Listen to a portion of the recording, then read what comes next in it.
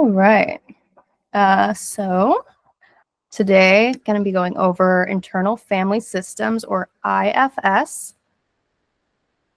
So a little bit about what we'll kind of go over today is first, just some of the origins and how IFS came about, how it was created, and what parts work means, how to recognize the parts in ourselves, and really like integrating them with the role of ourself as the manager, and like what this process looks like real time in healing or real time with clients, how we can like integrate this into a session and what steps we can take to kind of like incorporate this in our own work. So IFS, or also known as like parts work, was created in the 1980s by Dr. Richard Schwartz.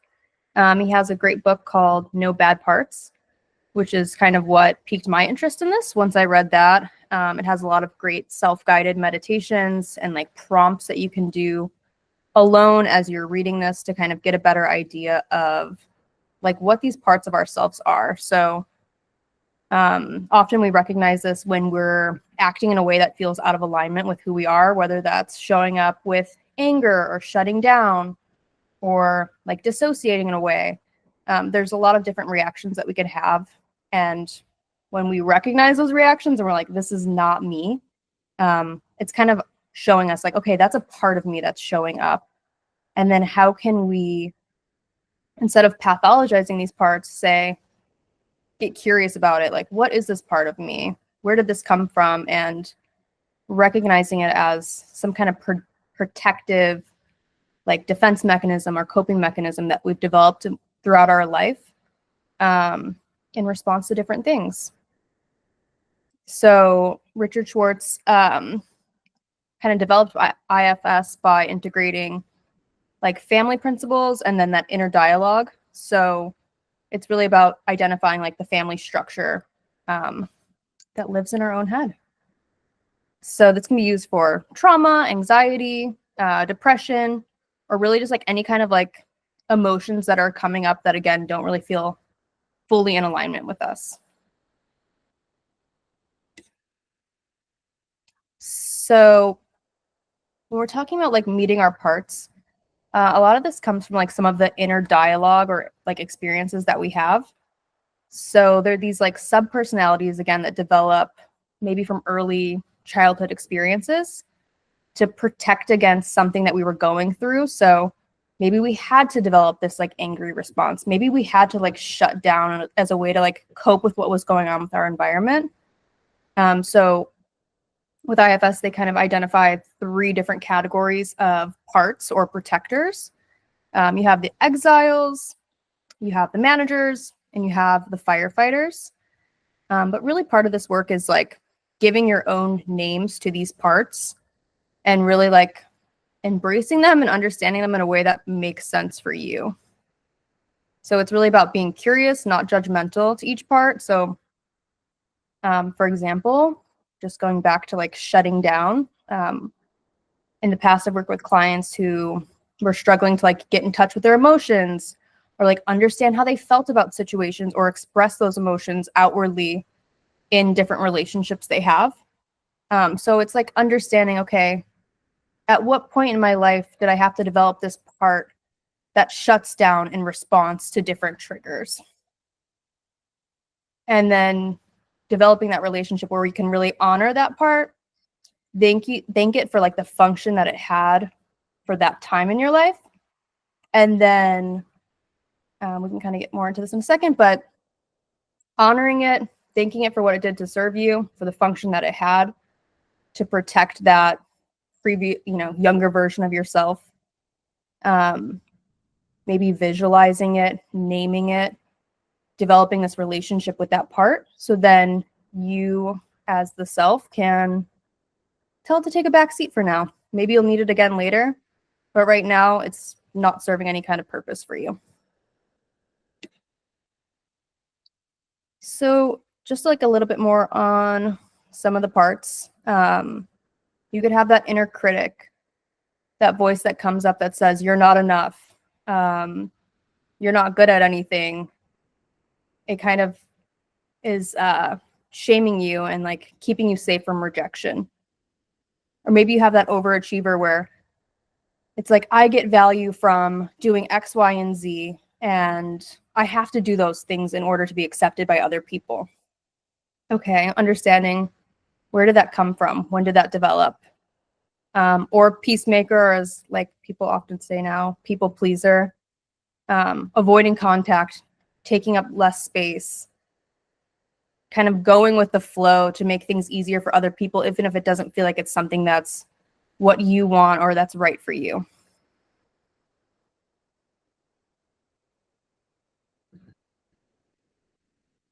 So with like kind of all those parts, really the goal of IFS is to get in touch with like your core self, or like that observer. So that part of you that observes, hey, I'm shutting down. Hey, I'm becoming angry.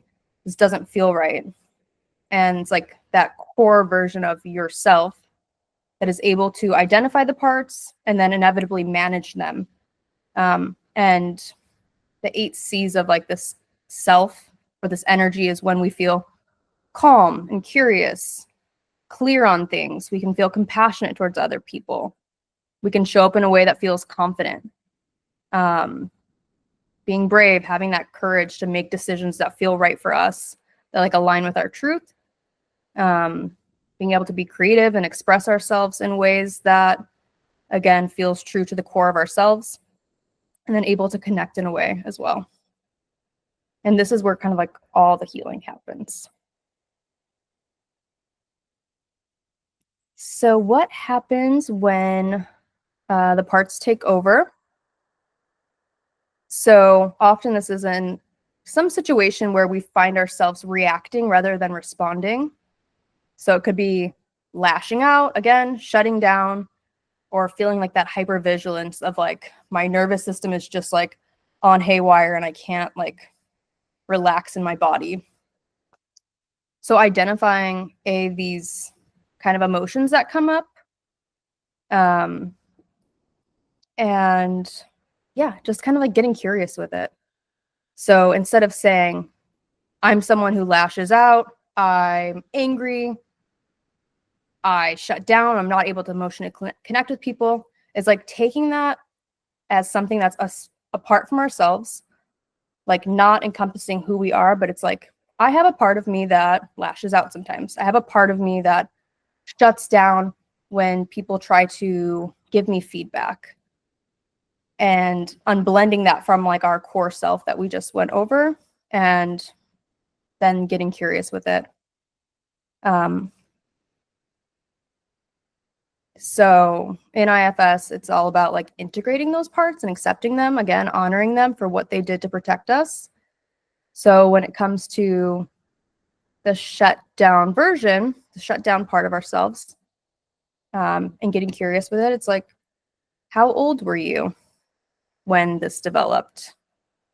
Like, what does it look like? I've had clients who can identify this as a blanket, like a blanket of protection that was on their younger self, where they just shut down, put up this kind of front, and it allowed them not to have to be vulnerable when things felt threatening. So they could just put this shield on, put this blanket on, and shut down.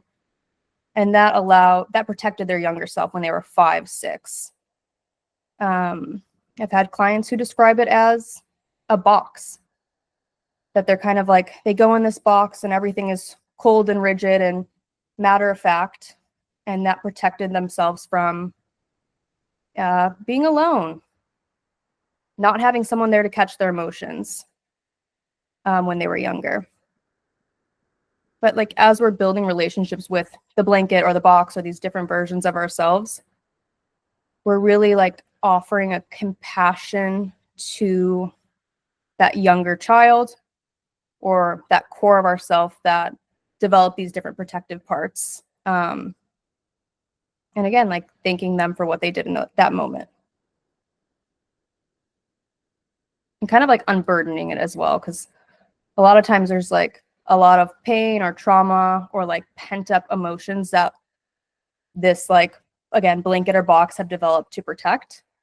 So as we're able to like say thank you, it's a lot of like emotional release that comes with that too.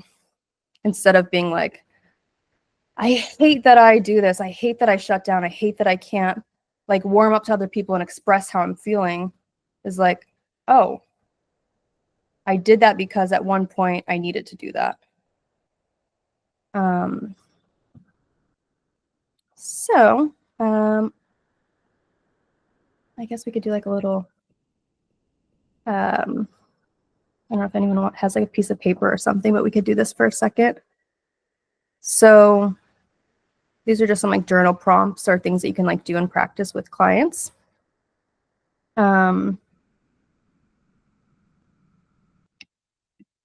So I guess to start, I don't know. I can see everyone okay. Yeah, if you could just like take a second and like, maybe not today, but like thinking of like, when's the last time like part of me got activated, or that I had like a big emotional reaction that didn't feel in alignment with like my aspirational self of like how I want to show up, or how like if I was in my more logical mind that I would show up. And then really like reflecting of like, how do I feel this in my body? Do I like tense up? Do I like become smaller? Do I physically walk away from the people around me? Like, what are you doing at that moment physically?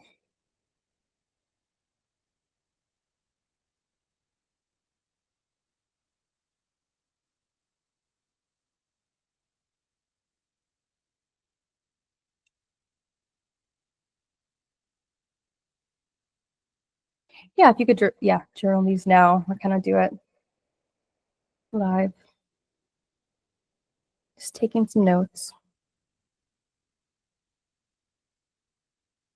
You can't even imagine, like, what does it look like? What does it sound like?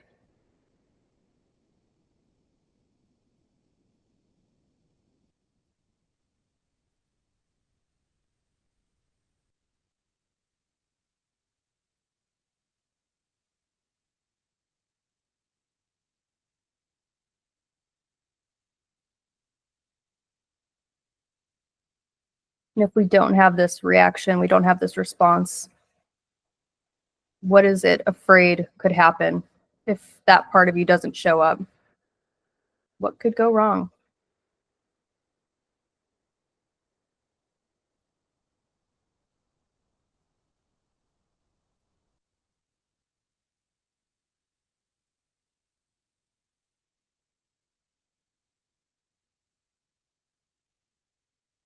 And then like having that dialogue with the part is like, what does it want you to know? What does it wish that you understood about it?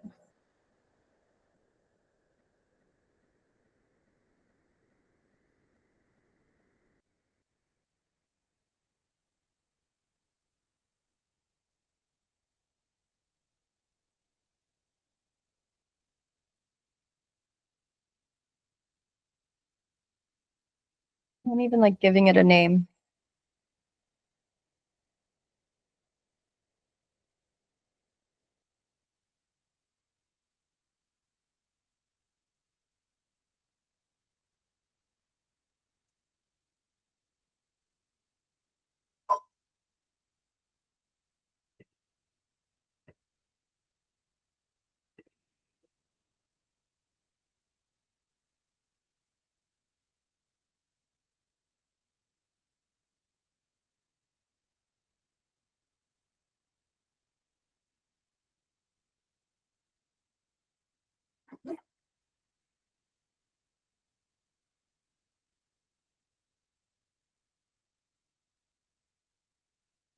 Does anyone need any more time? Good.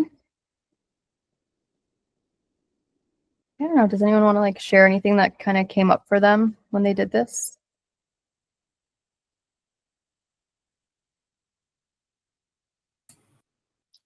So I have a question. Mm-hmm. So when I first tried to identify the part of me that got activated, I'm like, how do I know? I guess essentially my question is like, is everything a part? Like, how do I know, like, is this a part, or is this just, I don't want to say like, is this just me, or is this just like an emotion? But like, Mm-hmm. an example I'm thinking of is I'm watching American Idol, and it's very emotional and moving. And so I'm like, okay, part of me is getting activated, but I'm like, is this a part, or is this just like a human experience when you see a story like this? Like, so how do you, I guess, like, yeah, two-part question. Like, is everything a part?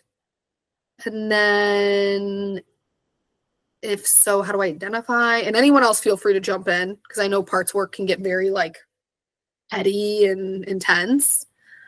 So that's my question. Like when I think of parts, I think of like reactions we have that maybe don't feel, again, like in alignment with us, like something where we respond in a certain way.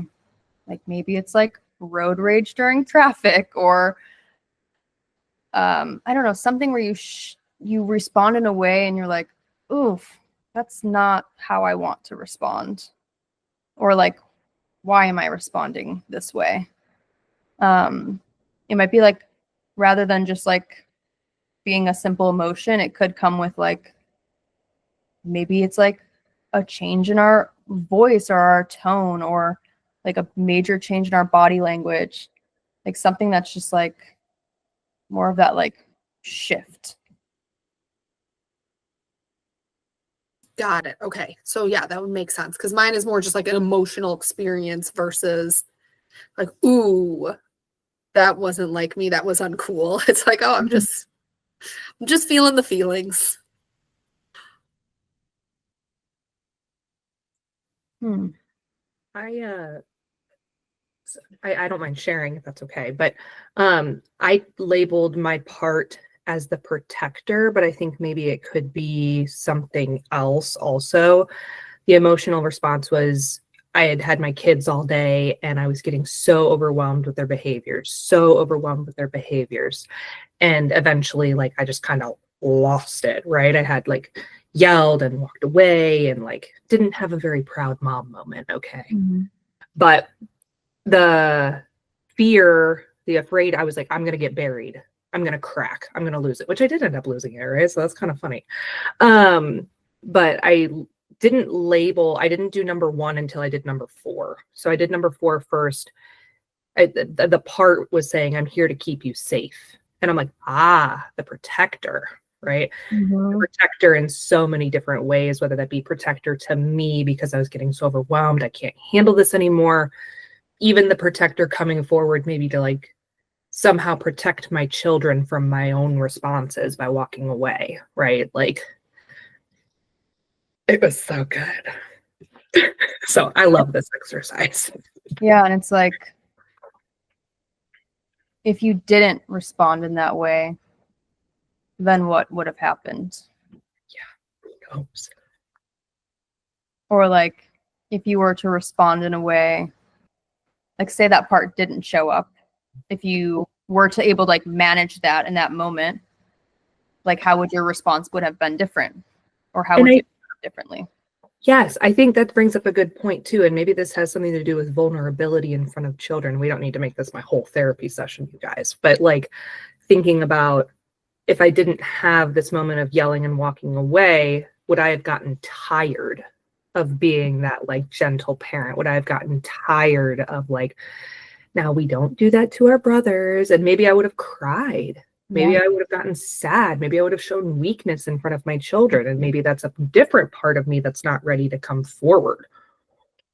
Or just maybe that's the genuine part of me that's not ready to come forward. You know?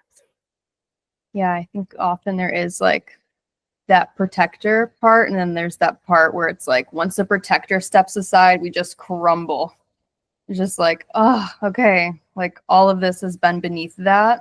It's like so vulnerable and raw, and like where some of those like, again, more vulnerable emotions live, where it's like that part of us who is like, I'm gonna walk away and yell or shut down and not feel these feelings right now because it's too scary to do that. Yeah, that's kind of where those like protectors, that's the part that they've been designed to play. And it's like having that dialogue with them of like, think you know, even perhaps you can identify other times in your life where you've responded in that way and kind of tracing it back and being like, oh, okay, this is where this came from. This is what it did for me at that time. But like, thank you. You can take a step aside now. I'm going to put you over here. And like, now I'm going to show up in the way that I want to. And maybe that is being vulnerable and having a moment of breaking down or getting in that way. Or maybe that is another part of you, that part that is vulnerable, wants to cry, and even like managing that part too. Anyone else? Thanks, Jenna. How do you navigate the judgment piece? Because that's kind of what came up for me in this first question of what part of me got activated today. Mm-hmm. Like after you presented on the 8 C's of being like in the self energy, probably a part of me was like, ooh, how do I get that? Mm-hmm. Right. So I guess could be maybe like the overachiever part is like, oh my, okay, she said that the 8 C's is what we want to get to. So like, let's be in it. So when you asked what part of me got activated today, I kind of got like this judgment of myself of like, oh, you weren't in the 8 C's at all times today. Mm-hmm. So how do you navigate that? Or like what, I guess that's like a step even before a step of just noticing, like, how can we notice the 8 C's without a part of us, or just noticing that part of us Mm-hmm. hopping on to try and like get there. Yeah, that's interesting because even you use the word like judgment, and it's like maybe there is a part of you that is the judger, and it comes up and it's like, you're not, like, you need to do this, you need to do this, like this is how you're going to be valuable. And it's like really just, again, like getting curious with even that. I don't know if there's like a certain order necessarily that I usually go with clients. Often it's because they're coming in and presenting and saying, I'm responding in this way, and like I don't want to respond like that anymore. I don't want to like yell, or like shutting down is a really big one. I don't want to like push people away. It's like something like that that's coming in that's very clearly like, this is something I'm doing that I don't want to be doing. And it's like, okay, but like, how can we like thank that for at one point in time it being useful? Right. And then Or it even from like currently having it be useful. Because I'm just thinking of the folks who are maybe more passive or more like peacemaker. I forget the exact term that was used earlier, but they'll be in that energy, and then that the ability to set a boundary or to say no is really difficult. So sometimes it can swing from being passive and peacemakery to intense and maybe yelling or screaming, and then they'll have shame about that. But it's like, well, you kind of needed that emotion, like you needed that energy to get the thing out. And so sometimes it's hard to know, like the 8 C's, like being in self, the self energy isn't what allowed you to do what was needed. It was actually more of this like anger or intense energy that got you to say the thing that needed to be said. Yeah, it's almost like, let me go back to that slide.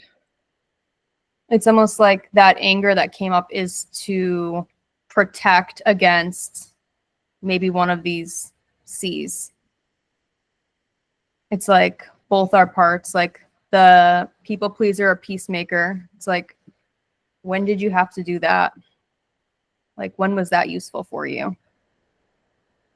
And if you didn't do that, then like what happened? Like if you actually said what you wanted and, you know, push for things to go the way you wanted them to go, like what went wrong there, or who didn't allow that to happen?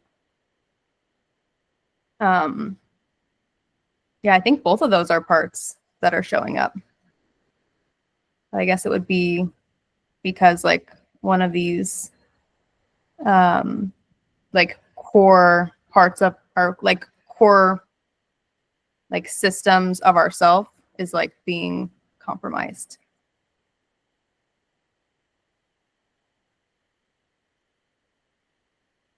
I would think of definitely like, I mean, with this one, like peacemaker is like, obviously it's a way to like connect in a certain way.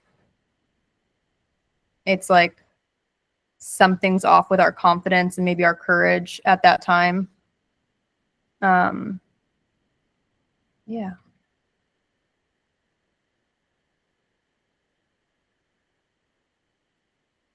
I think where we were. It's like a big part of this too is, again, not like shaming that part or being like, oh, I hate that I get this way. Like, I just needed to stop. Like, I don't want to do that anymore. It's like developing that relationship where you accept it, you thank it, understanding like there's some kind of good intention there, even if the method is intense or isn't like serving you now. And it's not about like fixing that part. It's about like having that relationship with it, often through like different kind of like guided meditations where we're listening, kind of like we did in the journal activity of like listening to like, what do you want to tell me? What are you trying to tell me? What are you doing for me? And not to like get rid of them or eliminate them, because they were like a very useful part of us throughout our lives. And maybe again, something will come up that's like a trauma or a trigger, and we need to be like, hey, I need you to come up and do your thing, because I just can't do it right now.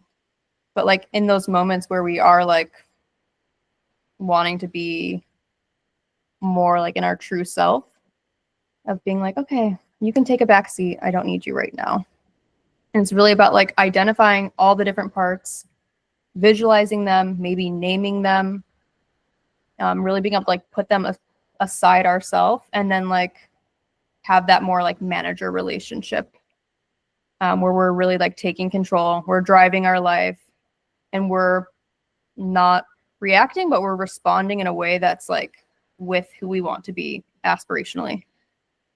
So yeah, it says here like not to like eliminate them, but just like to lead them with love, and like see them more as like allies.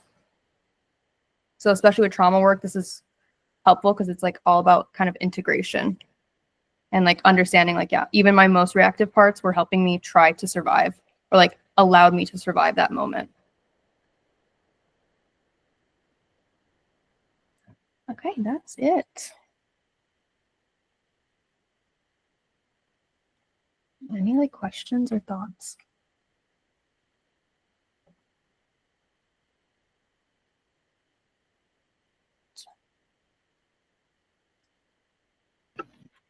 I really like the idea of the 8 C's, and I feel like once you have a solid understanding of like one of them, you can build off of that. And so, like, okay, if I am looking, to grow my clarity, how do I, use my other strengths within myself? Maybe it's my creativity and my courage so that I can build and get, like more clarity from this experience. Or each experience that you have can, the levels of these, different C's, if you will, they do vary and they do shift and change. And so just having so many tools in your toolbox to have that deeper understanding of your authentic self, I feel like that's so important, especially when you're working with clients with trauma and different understandings of themselves. It's like, what you want at the end of the day is to understand yourself. And this is, such a multifaceted toolbox that can really be so beneficial. So yes, thank you for bringing that out and bringing it to the light. Thank you. Yeah, it's like what you just said like made me think too, like if we were even to like take each of these 8 C's and like say what's the opposite, like not feeling connected, like not feeling calm. It's like when we feel those things, obviously we're not feeling like at our best self at that moment. And it's like, yeah, just like really like going deeper with when those things come up, of like, it's kind of like this all-encompassing experience usually. kind of ties into Jenna's presentation from last week of like, at least like the connectedness piece reminded me kind of that spiritual piece of some folks, if they're feeling so disconnected from themselves, from life, from one another, it's like, how could you not be depressed? How could you not have poor mental health? Versus like, if you have this connectedness, which isn't something that we could prescribe. It isn't like, hey, do this reframe. It's like this essence. It's like this inner essence that you can't quite describe. But by building that connectedness that could look very spiritual, actually can really benefit your mental health. Yeah. Or like that, like if you have a part that like self-isolates when things get overwhelming, it's like when was that useful to you? And like, when was that something that protected you from, who knows, like maybe your environment was really crazy and like isolating was a way to stay safe and like find some of these other C's, like be able to be creative or be able to be calm by isolating. So yeah, I think this is like a good, I don't know, way to kind of think through that.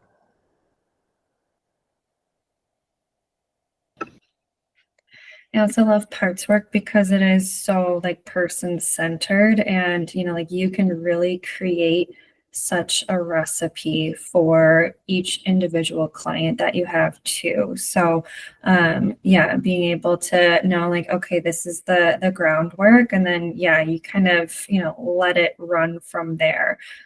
It's really an amazing tool to have for anybody and everybody, whether it's trauma or anxiety or all of the other options that you offered in the beginning. So yes, this is one of the things that I love to sprinkle into my practice as well, just because it is so much. Yes, all right, you're looking for more curiosity, we'll get you that. Or oh, okay, this part needs a little work, we can explore that piece. So yes, all about the IFS.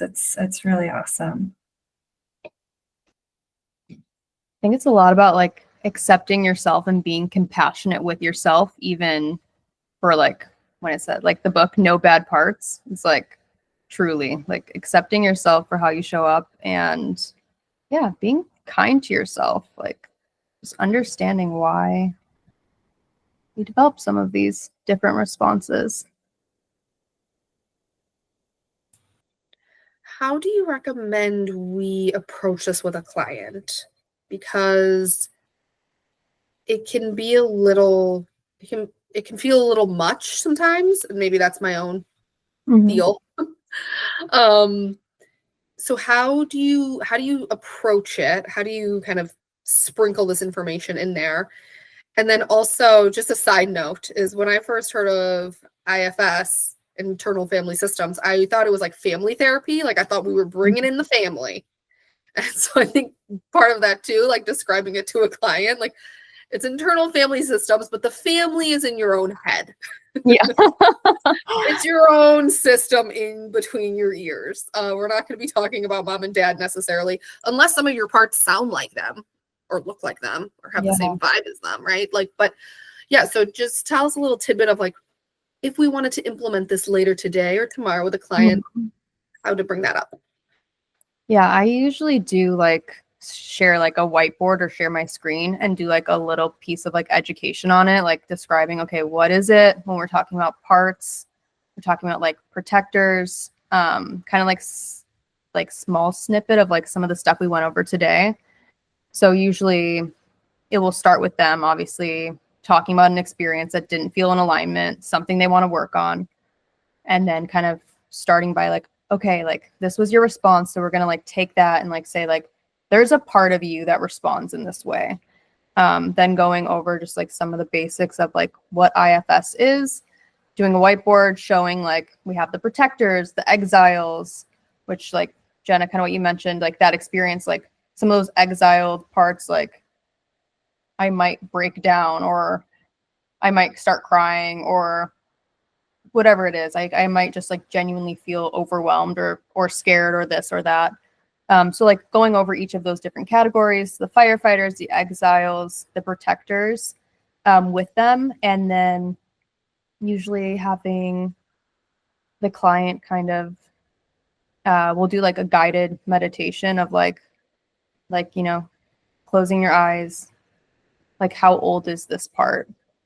And like really walking through like maybe having them walk through a scenario of like, okay, I remember this was happening and like I shut down in that moment.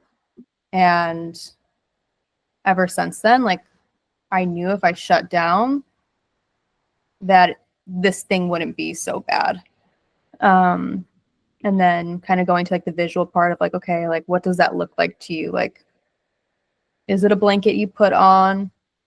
Is it like, what does it like look like to you? So like that just helps kind of build it as something like aside them, that they can like visualize and like even in their mind like organize into like different areas too. And then yeah, we kind of just like continue to do that. And then maybe if it's in another session, they'll be responding in that way. And I've even had clients being able to like be like, I put the blanket on again or whatever, you know, like being able to just like name it as something of like, it's this thing now. And it's this thing that we can drive, we can be in the driver's seat and we can like control how we look at it.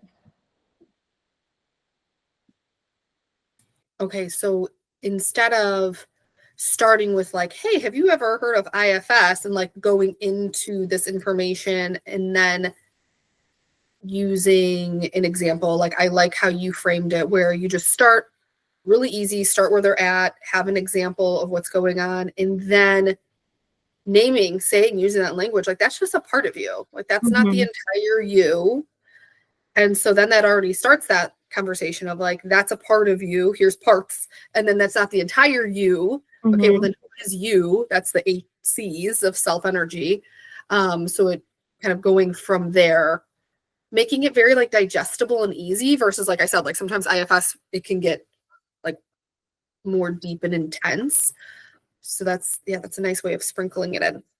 Yeah, and with the No Bad Parts book, there's a lot of different like guided meditation prompts that you can use in session to like really take the client to that moment in time, which I think for them just makes it even more like real and relatable, something that they can actually like, I don't know, come back to this experience. Be like, oh yeah, that was helpful then.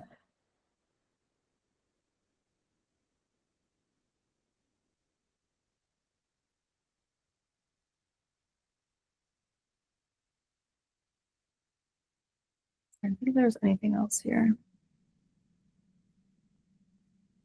I think these 3 examples are like really, yeah, it's like it just like hijacks our thoughts, our emotions, and behaviors.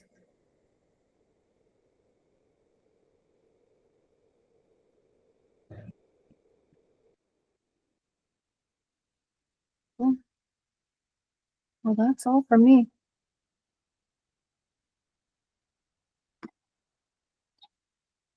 Yeah. Awesome. Well, thank you so much.